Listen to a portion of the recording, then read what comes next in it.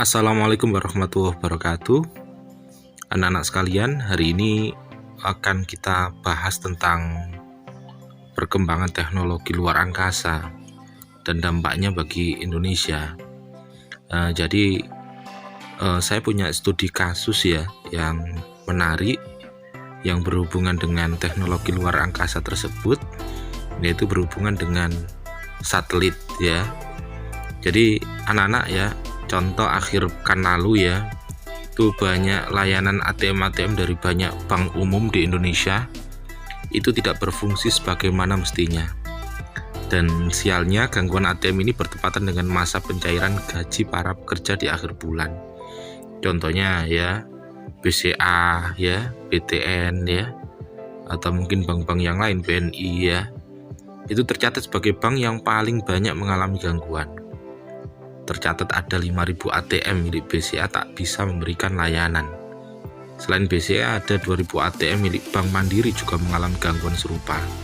Ya, jadi gangguan pada ATM milik bank-bank di Indonesia itu karena gangguan yang dialami oleh satelit milik Telkom bernama Telkom 1. Jadi satelit tersebut merupakan satelit yang dimanfaatkan oleh ATM-ATM yang mengalami gangguan. Telkom 1 ini dikabarkan mengalami sebuah anomali berupa tergesernya antena yang terpasang pada satelit. Satelit Telkom 1 ini merupakan sebuah satelit yang diluncurkan pada 13 Agustus 1999 atau sudah berusia sekitar 16 tahun. Satelit ini diproduksi oleh Lockheed Martin ya dengan kapasitas 36 transponder. Jadi satelit Telkom 1 ini dirancang bisa berfungsi selama 15 tahun. Artinya pada 2014 sebenarnya merupakan batas usia rancangan satelit tersebut. Namun, merujuk hasil konsultasi di 2016, Telkom 1 dikatakan bisa digunakan hingga 2019 yang lalu. Masalah pada satelit Telkom 1 yang berujung pada gangguan layanan perbankan menunjukkan pada masyarakat betapa pentingnya teknologi satelit bagi masyarakat Indonesia di saat ini. Jadi satelit itu sejatinya memiliki beragam kegunaan yang penting bagi kebutuhan masyarakat dewasa ini. Nah, makanya saking pentingnya ya, satelit ini harus terregistrasi. Oke anak-anak, jadi itu adalah salah satu kasus ya sehari-hari yang kita lakukan dan berhubungan dengan satelit ya. Ternyata trouble dari sebuah penggunaan ATM itu berhubungan dengan satelit. Jadi coba kita sekarang mereview lebih jauh, kira-kira sejak kapan ya satelit pertama di luar negeri, tentunya nanti akan ke Indonesia juga gitu ya.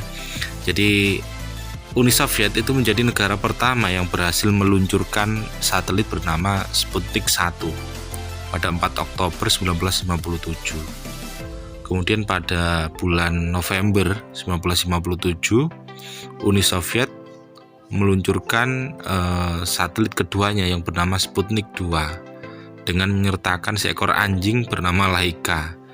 Kemajuan Uni Soviet mulai disaingi oleh Amerika Serikat. Nah, ini ada hubungannya dengan perang dingin ya. Jadi ternyata juga perang teknologi juga ada di sana ya.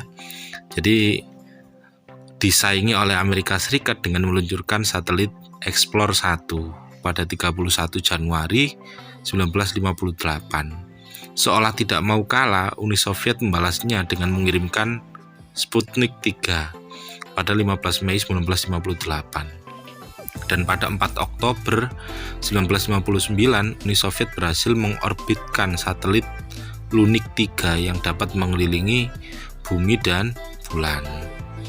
Kemudian momen terpenting dalam perkembangan teknologi ini terjadi ketika manusia berhasil melakukan perjalanan ke luar angkasa.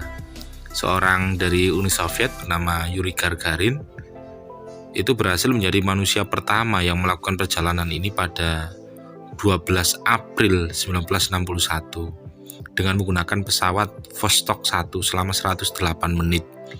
Disusul dengan John Glenn, manusia pertama yang mengorbit bumi pada tanggal 20 Februari 1962 dengan pesawat Friendship 7 milik Amerika Serikat.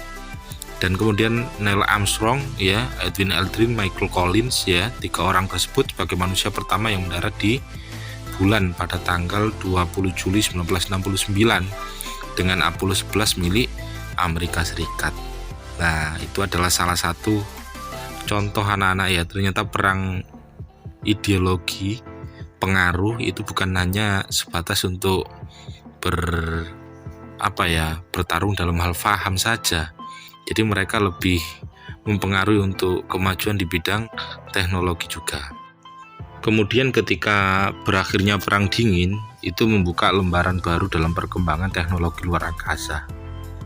International Space Station, ya, stasiun luar angkasa internasional, didirikan oleh Amerika Serikat dan Rusia. Jadi Uni Soviet sudah runtuh, ya, 20 November 1998 dan menjadi babak baru dalam perkembangan teknologi luar angkasa. Kemudian kita sudah, ya anak-anak, ya, jadi kita masuk ke teknologi luar angkasa Indonesia. Kalau tadi kita bahas di arah ke sejarah dari satelit pertama kali di dunia, ya, jadi kita ke Indonesia sekarang.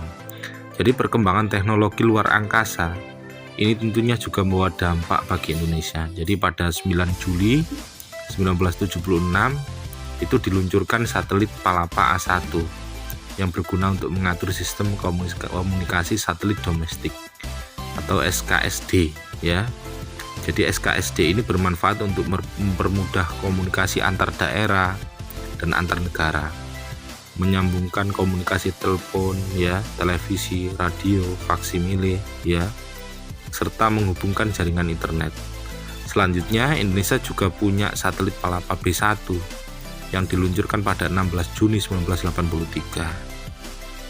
Oke anak-anak, tadi sudah saya sampaikan beberapa perkembangan teknologi luar angkasa dan tentunya juga membawa dampak bagi Indonesia.